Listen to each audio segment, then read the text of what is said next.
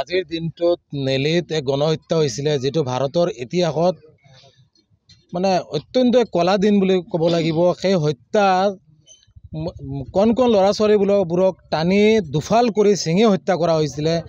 মহিলাসকল, গৰ্ভৱতী মহিলাসকলক গুৰিয়াই গুৰিয়াই হত্যা কৰা হৈছিলে।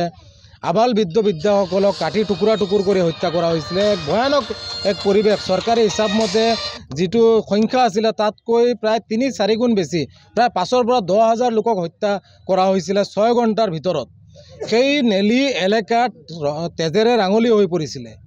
সেই লোকসকলে আজিৰ দিন পৰ্যন্ত ন্যায় পোৱা নাই। তদানীন্তন চৰকাৰে তিৱাৰী আয়োগ গঠন কৰি দিছিলে, কিন্তু তিৱাৰী আয়োগৰ প্ৰতিবেদনো আজি অত বছৰ হোৱাৰ পিছতো প্ৰতিবেদন ৰাজহুৱা নহ'ল। অৰ্থাৎ এটা কথা প্ৰমাণ হয় যে তিৱাৰী আয়োগৰ প্ৰতিবেদন ৰাজহুৱা হোৱাৰ লগে লগে বহু দুষ্কৃতিকাৰীৰ নাম পোহৰলৈ আহিব, যাৰ বাবে তিৱাৰী আয়োগৰ প্ৰতিবেদন ৰাজহুৱা হোৱা নাই আৰু নিৰীহ লোকসকল আজিৰ দিন পৰ্যন্ত ন্যায়ৰ পৰা বঞ্চিত হৈছে।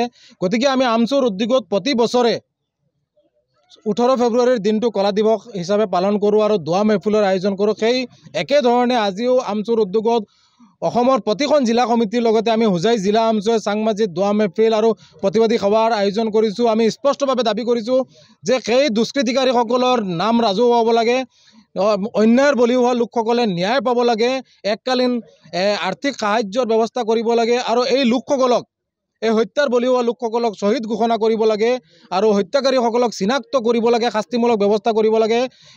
এই দাবীৰে আমি প্ৰতিবাদী সভা আয়োজন কৰিছোঁ আৰু আমাৰ দাবীসমূহ যদি নামানে আগন্তুক দিনত ইয়াতকৈ ভয়ানকভাৱে প্ৰতিবাদী কাৰ্যসূচী আমি কৰি যাম, কলা দিৱস পালন কৰি যাম। গতিকে স্পষ্টভাৱে দাবী জনাইছোঁ যে এই দুষ্কৃতিকাৰীক চিনাক্ত কৰিব লাগে, নিৰীহ লোকসকল, হত্যাৰ বলি হোৱা লোকসকলে ন্যায় পাব লাগে।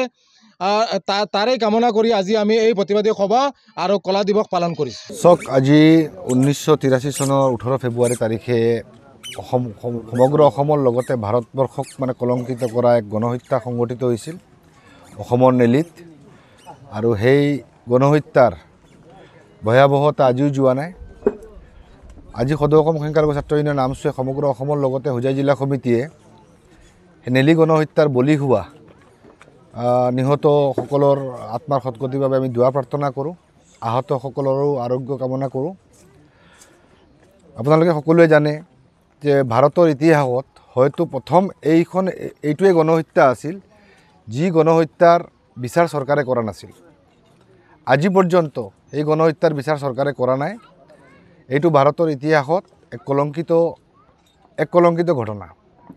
গতিকে ন্যায় সকলোৰ বাবে সমান, এই কথাটো এক বৃহৎ পৰিমাণৰ লোক নিহত হোৱাৰ পিছতো ন্যায়ে যে সেই লোকসকলক চুব পৰা নাই, এইটোৱে ডাঙৰ কথা।